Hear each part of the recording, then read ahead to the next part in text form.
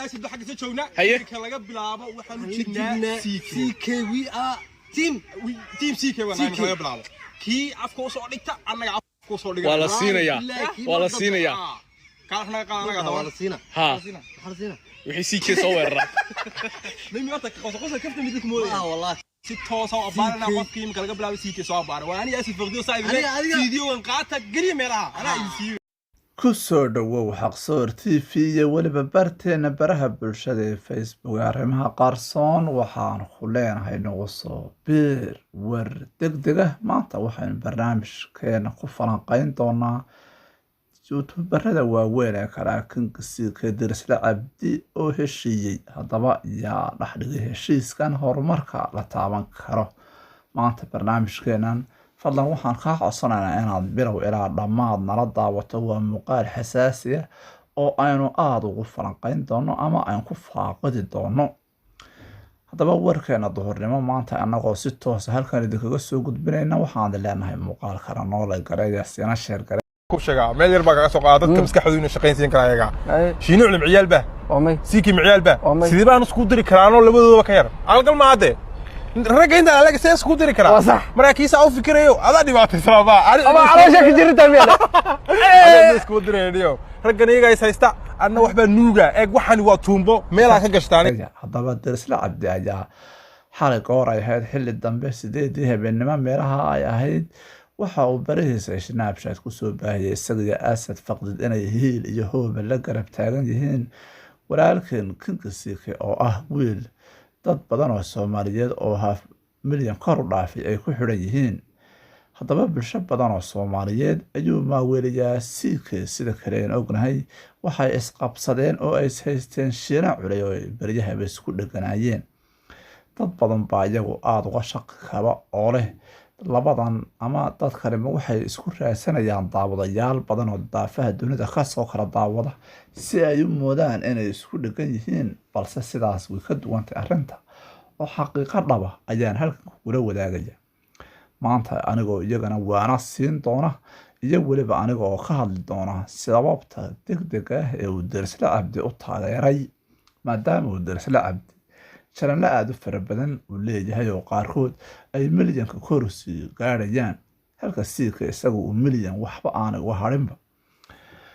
haddaba bulsho badan oo Soomaaliyeed ayaa iyagoo ku kala xiran anigu waan ku xiranahay labadoodaba mid walba oo ay leeyihiin waan ku xiranahay waanan daawadaa mar walba ay muuqaal soo galiyaan imana dhaafo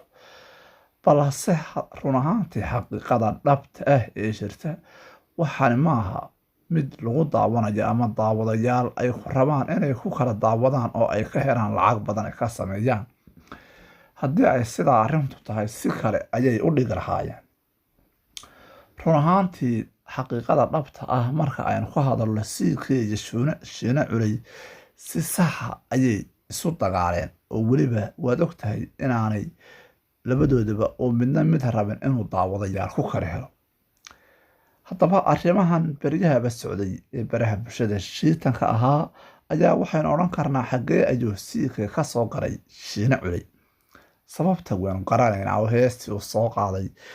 siika ee sharmaboy abtoy ee uu shiina culay ka bixinayay falanqaynta ayuu wuxuu ku tilmaamay inuu heestani aanay hees ahayn sidaasoo aynu ognahay heestaa uu falanqaynayay shiina culay markii uu dhameeyey wuxuu daawadayaashiisa ku amray inay barta commentiga ay ku daabacaan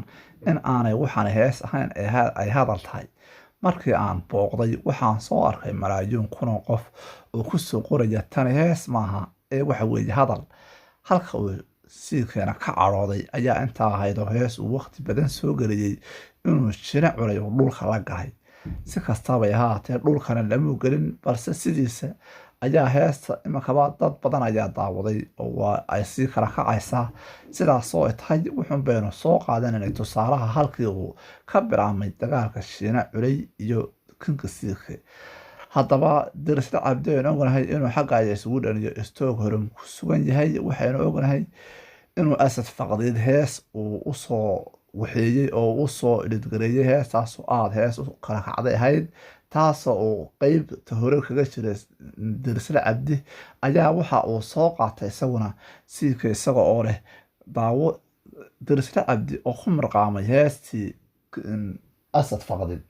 halkaas ayaa Dirislena ka soo galay siika balse run ahaantii markii dambe asad faqdid maadaama ay saaxiibo dhow isku yihiin in kinga Shegay wuxuu ku amray inuu saaxiibo dhow la noqdo heshiis buuxana u dhex dhigo khadka taleefanka oo ay si toos ah uga wada xiriireen gacanta ayaa hawada la iska saraamay inaan dib u dambeysana wax turxaana la isu soo qaban oo waliba taageero buuxdana la siiyo taageerayaasha oo dhanna la isku darsado haddaba arrintan ayaa ka dambaysa sababta degdeg ah ee uu taageeray Dirisle Abdi Shegay markii uu Shiina culay wax soo faqay isagoo waliba qaybaha qabiilaadka dhex galay oo waliba sheegay inuu Shegay yahay beesha gabooye haddaba haddii aan dib ugu noqono beesha gabooye waa beelaha ugu wanaagsan dadka Soomaaliyeed uguna sharafta badan uguna qurxoon run ahaantii gabdha gabooye oo adduunka ku nool haddii aad aragto waa xurarcaymaha Soomaaliyeed u sita raggoodana waa dadka ugu qalbiga wanaagsan intaa haddii aan kaga soo gudubno taas ayuu ka xanaaqay Shegay isagoo oo leh maxaad qabiilaadka u dhex galaysa halkaa haddii aan taana kaga soo gudubno sababta ugu weyn ee u taageeray Dirisle Abdina waxa weeyaan inuu Shiina culay qabiilaad ku mudayo sidaasuna aad ugu soo dhaweeyay haddaba walaalkan Shegay oo ah wiil Soomaaliyeed ayaa isagu arrintan aad ugu farxay markii ay isgarab galeen dadka dunida ku kala nool ee horumarka gaadhay way isgarabsadaan balse maaha kuwo dib isu soo eega oo washiyaal xunxun isku soo eega inkastoo Shiina culayba wiil qalbi wanaagsan yahay oo aad arkaysa isagoo marna ku cunaya marna ku qoslaya haddana waa wiil qalbi wanaagsan runtiina calool xaadan waxaad arki doontaa maanta iyagoo isaysta Shegay haddana berri iyagoo wada qoslaya ayaad arki doontaa taas run ahaantii waynu ognahay oo daa inagama saarna maaha Shegay dadka caloosha wax ku qabsada Shiina culayna sidoo kale maaha Dirisle culayna sidoo kale maaha haddaba Dirisle iyo Shiina culay ayaa maanta si sax ah u heshiiyey waxaan u sheegay Dirisle culay iyo kinga Shegay ayaa maanta si sax ah u heshiiyey heshiis nabadeed oo waliba uu ka dambeeyay inuu ka soo shaqeeyo halyeyga yar ee waliba fanaanka yar ee la holin la yahay ee asad faqdid oo isagu ah wiil aftahana dhinacna ka ah cuqaalnimo ka samayn kara